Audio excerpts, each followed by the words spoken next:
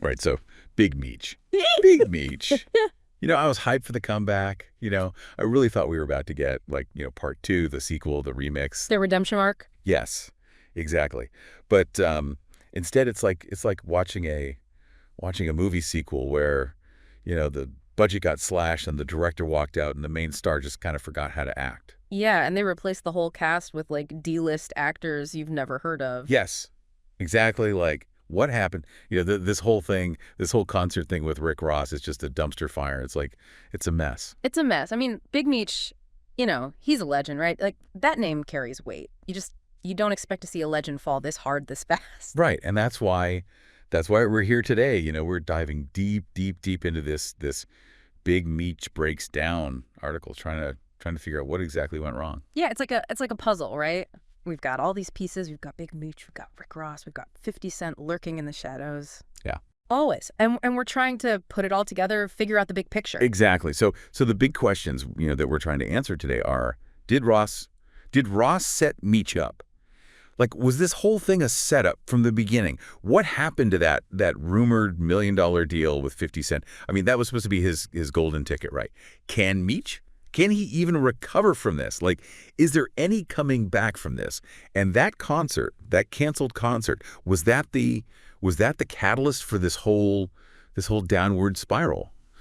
So many questions. So many questions, and I think to understand what happened, we got to start with Meech himself, right? Like, what was his mindset coming out of prison? Yeah. So the article, it basically says that he thought he could just, walk out back into the game, pick up where he left off, like nothing had changed. Like he was frozen in time. Right. Like he was in a time capsule.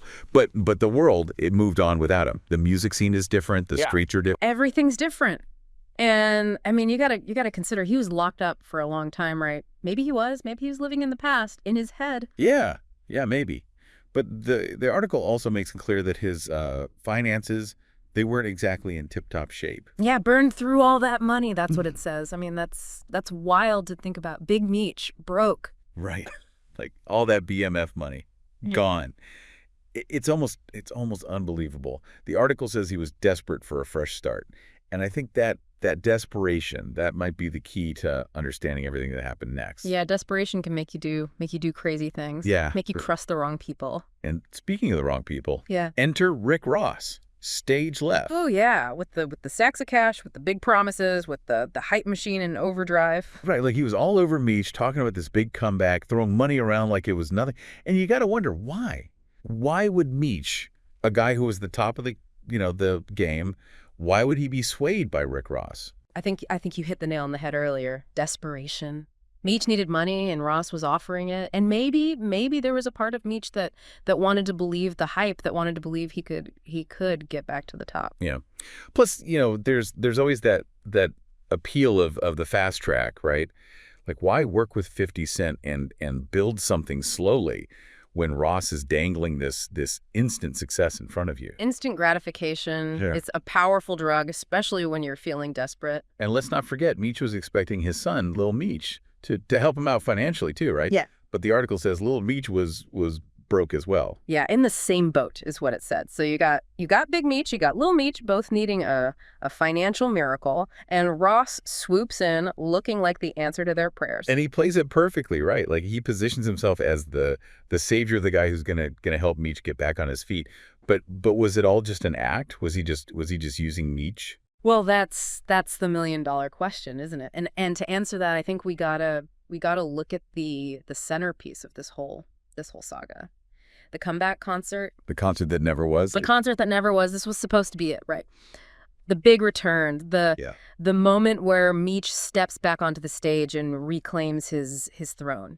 Massive benefit concert. Star-studded lineup, the whole 9 yards. Pizza Hut touring and airing. They were producing it, and Ross was hyping it up like it was Woodstock 2.0. The anticipation was palpable, and then boom, canceled hours before the doors were supposed to open. And the Amarin Bank Arena, they gave this vague excuse about unforeseen circumstances, which basically means nothing. It's the PR equivalent of I don't want to talk about it. Right, and of course, everyone immediately starts pointing fingers, and guess who ends up at the top of the suspect list? 50 Cent.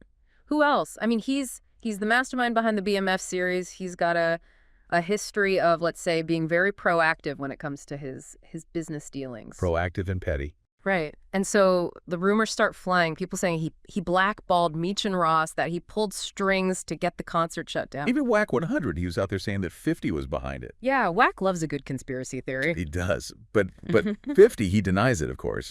He posts this screenshot of the cancellation notice with this super sarcastic caption, "I had nothing to do with this. Happy Valentine's Day." Classic 50. Deny everything, but with a little jab, a little bit of shade thrown in. Right. He even shared this video suggesting that the artists, like Lil Baby, they were the ones who bailed on the concert. Yeah, throwing him under the bus a little bit. Oh, for sure. And then he just keeps poking fun at the whole situation. He makes a comment about Lil Baby's age when Meech got indicted. And then he drops this cryptic 10 Cowan coming soon line. Like, what does that even mean? Who knows? It's 50 being 50. But the point is, he's reveling in the chaos. He's loving the fact that Meech's comeback just imploded. Right. But here's the thing. The concert, it was supposed to be Meech's, his financial lifeline, right? It was supposed to be the thing that gets him back on his feet.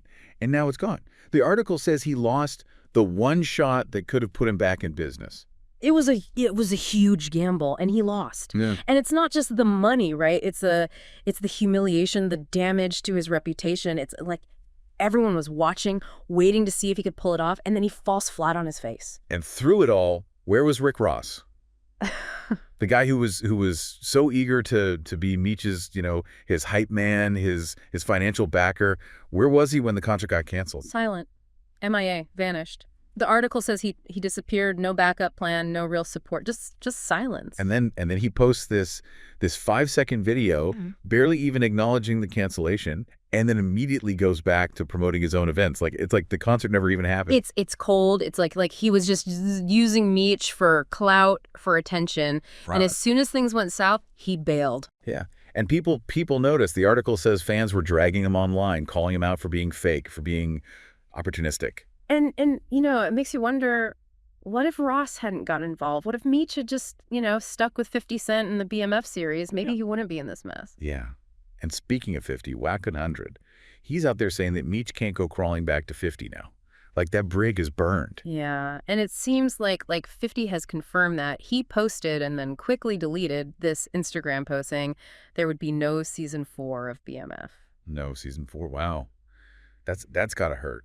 The article said Meech's whole family was relying on that income. Yeah, it's a huge blow, not just for Meech, but for his kids, his family. They were all benefiting from the success of the show, and now it's gone. And Lil Meech, he's caught in the middle of all this.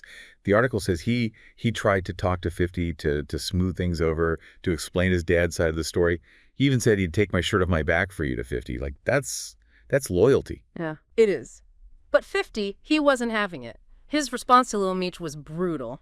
What next season, little ninja? Just ice cold. And then he doubles down. He posts this fake GoFundMe page for Meech titled "Help Big Screech Pay His $30,000 a month Airbnb." Like, he's just mocking him at this point. He's adding insult to injury, and then he throws in this jab about one of B Creep's shout out to quality control. I mean, he's just relentless. It's like he's trying to completely destroy Meech, to erase him from the narrative. It's a power move. He's showing everyone who's in control, who's got the upper hand. And then just when you think it can't get any messier, Rick Ross pops back up. He posts this Instagram story, this video talking about a real BMF movie theaters only. He even throws out names like Tony Fuqua and Quentin Tarantino as potential directors. It's just almost laughable, right? Like, after everything that's happened, after he abandoned Meech, he's now trying to act like the hero again. Right. Like, come on, Ross. No one's buying it. The article basically calls it an empty promise. And honestly, after seeing how he handled the concert situation, can you blame them? It's hard to take him seriously at this point. It feels like he's just trying to save face, to distract from his own failings. So where did this leave Meech? The article says he's struggling to pay his bills. The industry doors are closed to him. 50 Cent is done with him. The BMF series is over, and his reputation is in tatters. And to top it all off, he's reportedly blaming Ross for everything instead of taking responsibility for his own actions. Yeah, it's not a good look. It's like he's learned nothing from this whole experience. And Whack 100, he sums it up perfectly. Meech burned bridges that he couldn't afford to burn. So the question is, can he rebuild? Does he even have any moves left? I don't know. It's hard to say. He's made some powerful enemies. He's made some bad decisions, but he's Big Meech, right? You can't count him out completely. Yeah, you never know. So here's the big question that I think everyone's asking. Was this all just bad luck, just a series of unfortunate events? Or was Rick Ross playing chess while Meech was playing checkers? Like, was this whole thing a setup from the beginning? I think the truth probably lies somewhere in the middle. Maybe Ross's intentions were good at first, but then he got greedy. He saw an opportunity to benefit himself, and he took it. And Meech, he was so desperate, so eager to believe in the hype that he didn't see it coming. In 50, he was just sitting back, watching the whole thing unfold and throwing in his 2 cents whenever he could. Oh, absolutely. He was like the commentator, the color analyst for this whole disaster. So to recap, Big Meech's comeback. It was a spectacular failure. Rick Ross, well, we still don't know what his game was, but he definitely didn't come out of this looking good. And 50 Cent, he's still 50 Cent, always ready with a shady comment, a well-placed jab. It's a story about ambition, about desperation, about loyalty, about betrayal, and ultimately it's a story about the entertainment industry where the stakes are high and the rules are fluid. And sometimes the people you think are your friends, they're really your enemies. And sometimes the people you think are your enemies, they're just watching the show, waiting to see how it all plays out. Right. And for more of these deep dives into the drama, the messiness, the just plain wildness of the entertainment world, make sure you're following Hot Gossip. We'll see you next time. See you next time. Bye.